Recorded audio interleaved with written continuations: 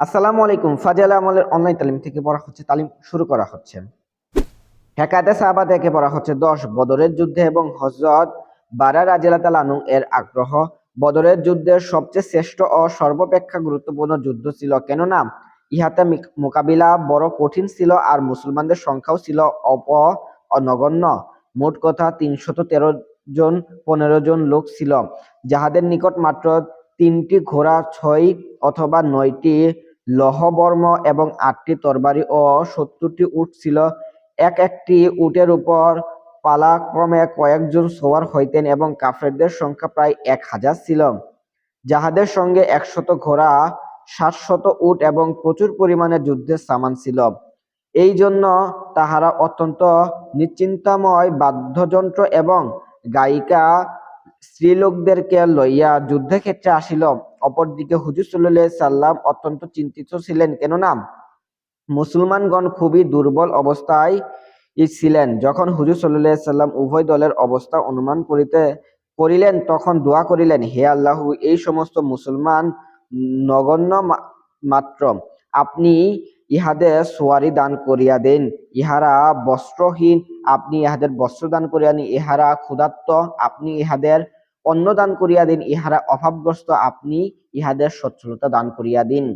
সুতরাং এই দোয়া কবুল হইল। এইরূপ অবস্থা সত্ত্বেও হযরত আব্দুল্লাহ ইবনে উমর রাদিয়াল্লাহু তাআলা আনহু ও হযরত বারা ইবনে আজেব রাদিয়াল্লাহু তাআলা আনহু উভয়ে যুদ্ধে শরীক হওয়ার আগ্রহ ঘর হইতে রওনা হইয়া পড়িলেন। হুজুর সাল্লাল্লাহু আলাইহি সাল্লাম তাহাদেরকে অল্প বয়স্ক হওয়ার কারণে রাস্তা হইতে ফিরাইয়া দিলেন। খামিস এই উভয়জনকে উহুদের যুদ্ধ হইতে ফিরাইয়া দেওয়া হইয়াছিল, যেমন প্রথম ঘটনায় বর্ণিত হইয়াছে। উহুদের যুদ্ধ বদরের যুদ্ধের 1 বছর পর হইয়াছে, যখন উহাদ চাইতেও বাচ্চাদের মধ্যে গণ্য করা হইয়াছিল। সেক্ষেত্রে বদরে তো আরো বেশি বাচ্চা ছিলেন, কিন্তু তাহাদের অত্যন্ত আগ্রহ ছিল, কেননা ছোটবেলা হইতেই এই আগ্রহ ও চিন্তা অন্তরে ঢেউ খেলিত। তাই প্রত্যেক জিহাদের শরীক হওয়া এবং অনুমতি লাভের চেষ্টা করিতেন। 11 হযরত আব্দুল্লাহ রাদিয়াল্লাহু তাআলা আনহু এর আপন পিতা আব্দুল্লাহ ইবনে উবাইয়ের সহিত আচরণ। পঞ্চম হিজরিতে বনুল মুস্তালিকের বিখ্যাত যুদ্ধ সংঘটিত হয়। উহাতে একজন মুহাজির এবং একজন আনসারীর মধ্যে পরস্পর লড়াই হইয়া গেল। সাধারণ বিষয় ছিল, কিন্তু বড় আকার ধারণ করিল। প্রত্যেকেই নিজ নিজ কওমের নিকট অপরের বিরুদ্ধে সাহায্য চাহিল। উভয় পক্ষে দল সৃষ্টি হইয়া গেল এবং পরস্পর যুদ্ধ বাধিয়া যাওয়ার উপক্রম হইল। এমন সময় কিছু লোক মধ্যস্থতা করিয়া উভয় দলের মধ্যে সন্ধি করাইয়া দিলেন। আব্দুল্লাহ ইবনে উবাইর মুনাফেকদের সর্দার ও অত্যন্ত প্রসিদ্ধ মুনাফেক এবং মুসলমানদের ঘোর বিরোধী ছিল, কিন্তু নিজেকে মুসলমান বলিয়া প্রকাশ করিত বিধায় তাহার সহিত খারাপ আচরণ করা হইত না। আর ওই সময় মুনাফেকদের সহিত সাধারণত এই ব্যবহারই করা হইত। সে যখন এই ঘটনার খবর শুনিতে পাইল, তখন হুজুর সাল্লাল্লাহু আলাইহি সাল্লামের শানে বেয়াদবিমূলক উক্তি করিল এবং আপন বন্ধুদের প্রতি লক্ষ্য করিয়া বলিল, এই সমস্ত কিছু তোমাদেরই কর্মফল। তোমরা তাহাদেরকে নিজেদের শহরে স্থান দিয়াছ, নিজেদের সম্পদ সমূহকে তাহাদের মধ্যে সমানভাবে বন্টন করিয়া দিয়াছ। তোমরা যদি তাহাদের সাহায্য করা বন্ধ করিয়া দাও, তবে এখনো তাহারা চলিয়া যাইবে। এবং ইহাও বলিলেন যে, আল্লাহর কসম, আমরা যদি মদিনায় পৌঁছিয়া যাই, তবে আমরা সম্মানিত ব্যক্তিগণ মিলিয়া এইসব অপদস্থ লোকদের সেখান হইতে বাহির করিয়া দিব। হযরত যায়েদ ইবনে আরকাম রাদিয়াল্লাহু তাআলা আনহু অল্প বয়স্ক বালক ছিলেন, সেখানে উপস্থিত ছিলেন। ইহা শুনিয়া সহ্য করিতে পারিলেন না। তিনি বলিলেন, আল্লাহর কসম, তুই অপদস্থ, তোকে তোর গোত্রের মধ্যেও তুচ্ছ দৃষ্টিতে দেখা হয়, তোর কোনো সাহায্যকারী নেই। আর মুহাম্মদ সাল্লাল্লাহু আলাইহি সাল্লাম ইজ্জত ও সম্মানের অধিকারী।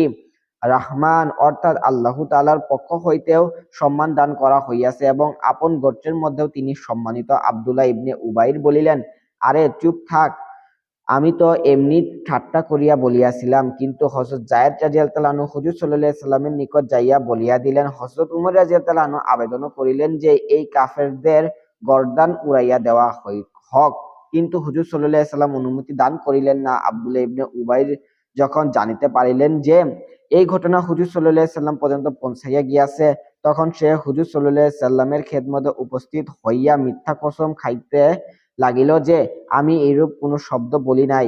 জায়েদ মিথ্যা কথা বলিয়াছে।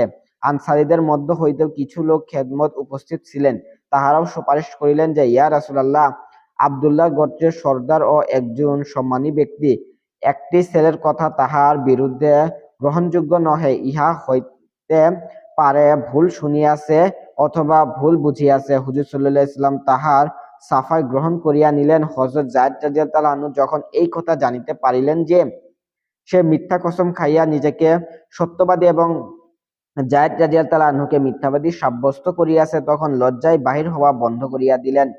লজ্জায় হুজুর সাল্লাল্লাহু আলাইহি সাল্লামের খেদমতে উপস্থিত হইতে পারিলেন না। অবশেষে সূরা মুনাফিকুন নাজিল হইল, যাহা দ্বারা হযরত যায়েদ রাদিয়াল্লাহু আনহুর সত্যবাদিতা এবং আব্দুল্লাহ ইবনে উবাইয়ের মিথ্যা কসমের অবস্থা প্রকাশ পাইয়া গেল। পক্ষ বিপক্ষ সকলের দৃষ্টিতেই হযরত যায়েদ রাদিয়াল্লাহু আনহু এর মর্যাদা বৃদ্ধি পাইল এবং আব্দুল্লাহ ইবনে উবাইয়ের ঘটনাও সকলের নিকট প্রকাশ হইয়া গেল। যখন মদিনায় মুনাওয়ারার নিকটবর্তী হইল, তখন আব্দুল্লাহ ইবনে উবাইয়ের পুত্র যাহার নামও আব্দুল্লাহ ছিল এবং বড় খাঁটি মুসলমান ছিলেন, মদিনা মুনাওয়ারার বাহির তরবারি উত্তোলন করিয়া দাঁড়াইয়া গেলেন আর পিতাকে বলিতে লাগিলেন যে, ওই সময় পর্যন্ত মদিনা মুনাওয়ারায় প্রবেশ করিতে দিব না, যতক্ষণ পর্যন্ত তুমি এই কথা স্বীকার না করিবে যে তুমি অপদস্থ। আর মুহাম্মদ সাল্লাল্লাহু আলাইহি সাল্লাম সম্মানিত যে আশ্চর্যান্বিত হইয়া গেল যে এই ছেলে তো সর্বদাই পিতার সহিত অত্যন্ত সম্মানসুলভ ও উত্তম আচরণ করিত, কিন্তু হুজুর সাল্লাল্লাহু আলাইহি সাল্লামের মোকাবেলা সহ্য করিতে পারিলেন না। অবশেষে সে বাধ্য হইয়া উহা স্বীকার করিল যে, আল্লাহর কসম, আমি অপদস্থ আর মুহাম্মদ সাল্লাল্লাহু আলাইহি সাল্লাম সম্মানিত। ইহার পর মদিনায় প্রবেশ করিলেন।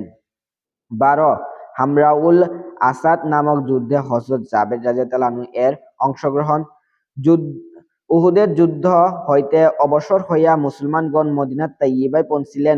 সফর এবং যুদ্ধের ক্লান্তি যথেষ্ট ছিল, কিন্তু মদিনা মুনাওয়ারা পৌঁছা মাত্রই এই সংবাদ পাইলেন যে আবু সুফিয়ান যুদ্ধ হইতে ফিরিবার পথে হামরাউল আসাদ নামক স্থানে পৌঁছিয়া সঙ্গীর সহিত পরামর্শ করিয়াছেন এবং এই সিদ্ধান্ত গ্রহণ করিয়াছেন যে উহুদের যুদ্ধে মুসলমানদের পরাজয় হইয়াছে। এই রূপে সুযোগের সদ্ব্যবহার করা উচিত ছিল, কেননা এমন সুযোগ পুনরায় আর আসিবে কিনা জানা নাই। এই জন্য হুজুর সাল্লাল্লাহু আলাইহি সাল্লাম নাউজুবিল্লাহ হত্যা করিয়া ফিরিয়া আসা উচিত ছিল। এই উদ্দেশ্যে সে পুনরায় হামলা করার সিদ্ধান্ত গ্রহণ করিল।